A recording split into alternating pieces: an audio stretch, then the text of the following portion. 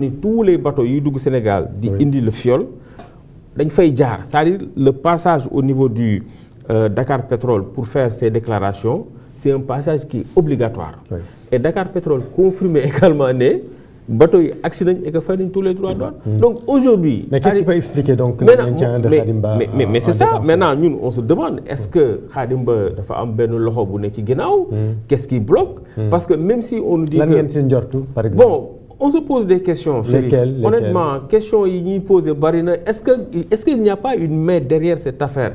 Est-ce que amul koo xam ni xëy na opérateur la wala je sais pas. Parce que yow da nga jàpp ni il est non parce que c'est pas normal. Il est blanc comme neige dans cette affaire. Non en tout cas même s'il n'est pas blanc comme neige parce que c'est pas à moi de le dire.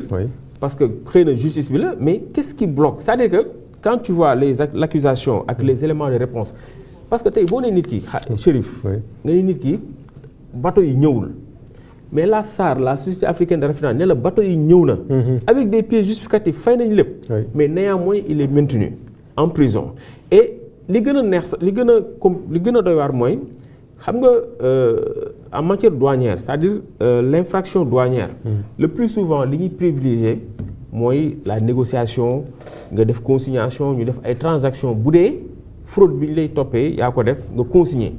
parce que on l'a fait pour benn étranger je le cite souvent Isaac Mazanek. C'est un Tchèque. Moom il a été. De Transcorp. Voilà très bien le directeur général de Transcorp mais il a été arrêté ici au Sénégal pour benn fraude douanière. ñu yóbbu ko Rebeuss mu def fa 6 mois mais après 6 mois dafa def benn transaction acceptée consignée avec l'administration douanière ñu bàyyi ko mu dem. Une transaction de 32 millions. ñu bàyyi ko mu dem. donc je vois que ni dossier bi yaa ngi maîtriser nga ko. waaw un tout petit peu parce que bon c'est important. donc voilà et puis après ñu bàyyi ko mu dem. mu dem léegi mais. c'est-à-dire yow naka nga mën a accepter yenn faveurs yi ci ay étrangers. que sa doomu réew koo xam ni c'est un opérateur économique. loolu est-ce que du indi beneen question parce que Khadim Ba du cas isolé yi dafay bari yi ngeen di dénoncer yu mel ni bari na. statut Sénégal comme un état de droit. est-ce que duñ ci taxaw. ah bien sûr état de droit c'est-à-dire xam nga état de droit. un état dans lequel l'État lui-même respecte le droit. non état de droit. non question bu vaste la parce que état de droit mooy le respect des normes. respect li war a nekk. on parle d'état de droit état de droit dafa ni la boo tegee nit ki loxo. état de droit ñu signer texte yi signer convention yi ne nit ki da nga koy àttee ci dans un délai qui est raisonnable. et fii ñun ci suñu code de procédure pénale le délai raisonnable c'est 6 mois parce que dañ naan la le mandat de dépôt n'est valable que pour 6 mois maanaam boo tegee nit ki loxo pour une infraction délictuelle da nga ko war a àtte Chérif ci 6 mois. tu as 6 mois pour nga àtte ko. c'est pour le cas de comment dire. Khadim Ba mi ngi ci 20 mois. non mais Maodo Malick. xam nga sax Maodo Malick Mbaye. boo waxee Khadim Ba sax mais Maodo Malick Mbaye le cas de Maodo Malick Mbaye def na 11 mois Chérif 11 mois ci kaso bi et puis Maodo Malick Mbaye man damay saluer courage am parce que xam nga Maodo Malick Mbaye bi ñu déclenché le traque bi. il n'était pas au Sénégal. dafa jóge Maroc. dëgg la bàyyi man j'ai vu le contrat bàyyi fa contrat boo xam ni. c'est un contrat juteux. contrat bu am doole mu bàyyi ko fa ñëw Sénégal ne na ma sama justice àtte. il s'est mis à la disposition de la justice muy un acte courageux. mais aussi mieux ci kaw Maodo Malick Mbaye am na ñaari liberté provisoire yoo xam ni le juge d'instruction daf ko jox. et quand le juge d'instruction donne une liberté provisoire le procureur di ci opposé wu ça pose problème ci état de droit bi nga wax. parce que lu tax muy poser problème parce que le juge d'instruction c'est un juge qui est indépendant. moo ëpp indépendance le procureur bi ñëpp xam nañ que ni dafa am foo xam ni fa la féete. dafa rattaché wu ci ministre de la justice ainsi de suite ci l'exécutif. donc le juge d'instruction moom c'est un juge qui est indépendant moo toog xool càmbar dossier Maodo Malick ne Maodo Malick mi kat dama koy may liberté provisoire parce que bu ñu la mayee liberté provisoire xëy na juge bi jàpp na ni que yow war na la ko may. mais ci état de droit ma daaneel foofu ci état de droit juge d'instruction may la liberté provisoire. liberté provisoire boobu procureur bi nga xam ni c'est une partie au procès. procureur dafa far il n'est pas neutre.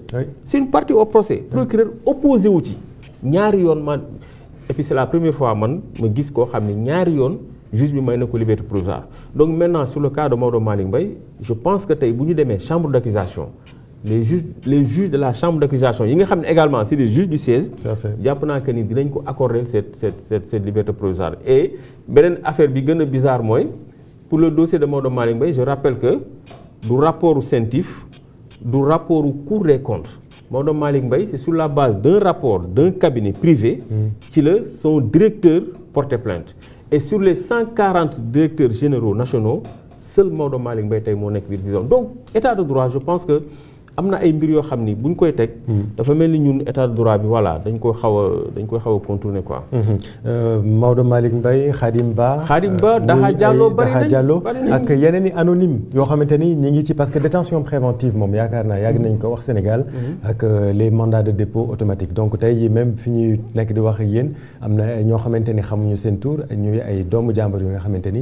ñi ngi en détention préventive et que ñooñu tamit. war nañ leen di plaider su ma jógee fii prison bu Thiès laa jëm parce que dafa am ay cas yu ñu fa signalé moom la ñu war a dem xool yi donc parfois dañuy foog ni que on ne parle que des célébrités mais xëy na ñii wax ñeneen ñi nga xam ni ils sont dans l'anonymat moo ëpp téeméeri junni yoon ñi nga xam ni peut-être ñoom ñoo nekk au devant de la scène. oui pour jeexal ci cas Khadim Ba parce que dañu gis que ni le conseil national des dirigeants d'entreprise dañuy def conférence de presse tey ngir wax parce que tamit cette affaire-là ça touche d'une manière ou d'une autre le climat des affaires yow yaa ngi évoqué ay risques sur la souveraineté énergétique et l'image du Sénégal ci ban manière la détention Khadim Ba di fragiliser le secteur de l'énergie et le climat des affaires. xam nga chef ñun parfois du ñu jug rek wax ci dossier non seulement avant ñu si wax dañuy jël le temps gëstu dossier bi Khadim Ba tey bu ñu demee ba le patronat le secteur privé ne dañuy def benn point de presse pour évoquer cette question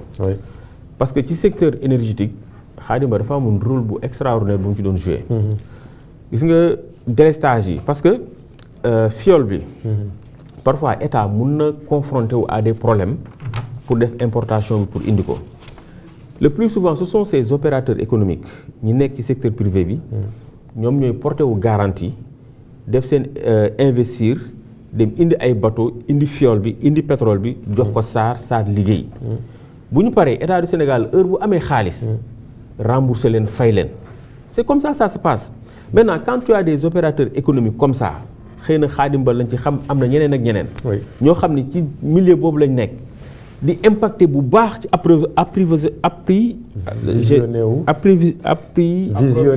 approvisionnement j'ai du mal à prononcer ce mot alors bu dee am nga ci champion yu mel noonu mais ñu la ciy dimbali mais secteur privé bi ñoom ñoo yay tirer la sonnette d'alarme parce que Khadim Ba da ci doon jouer rôle bu am solo maintenant Khadim Ba et puis li may wax souvent mooy mais quand tu as un opérateur économique comme Khadim Ba mais tu le maintiens nga teg ko ci kaso bi ban njëriñ la lay amal. À aucun moment ce n'est pas une action concertée entre le forum du justiciable et les c'est vraiment par hasard. Non, je savais. Le conseil national des dirigeants d'entreprise di def conférence de presse. Non, je vous jure. yow tamit nga yëkkati ci ay kàddu. Non, honnêtement man peut-être sax xëy na ñoom ñun la ñu dégg ñu wax ñu ne xëy mais je savais même pas que ni ci suba laa gis voilà dañuy bëgg quand même bu que presse bi wax ci que moom tamit mu wax si waaw maa ngi jot ay message par exemple Mamadou Gueye bu Pikine ay xam naa ay jigéen ñu jot léegi dossier boobu moom tamit ñoom nee nañ li leen jaaxal mooy moom menn Mamadou Gueye ñu téye ko te ñu concerné gis nga Pape Cheikh xam naa benn jour da ngeen di ñëw suñu siège ngeen xool les gens c'est comme ça dañuy défler c'est-à-dire on est saisi de tous les cas cas wu Mamadou Gueye également moom aussi ndeysaan avant ñu koy téye Mamadou Gueye dañu dajee pavillon spécial mu doon seet si def naa Farba la doon seet si on a discuté quelques jours après ñu ne ñu Mamadou Gueye voilà donc moom aussi c'était Mamadou Gueye il faut rappeler qui c'est Pape Mamadou Gueye ancien maire de Pikine nekkoon na impôt et domaine et puis moom ci membre fondateur yu Pastef la bokk après nag mu quitté Pastef dem ci Macky Sall ñu bari jàpp ne ay représailles la ci wàllu politique gaaw gis nañ ñëwuk maître Moussa Sarr remplacé kii di Yacine Fall ak question yi nga fi soulevé ndax yaakaar nga ni moom am na dayoo bu mu mun a joyante mbir yi am nañu yaakaar bu mag a mag ci maître Moussa Sarr kooku moom je le dis parce que maître Moussa Sarr par excellence c'est un défenseur des droits de l'homme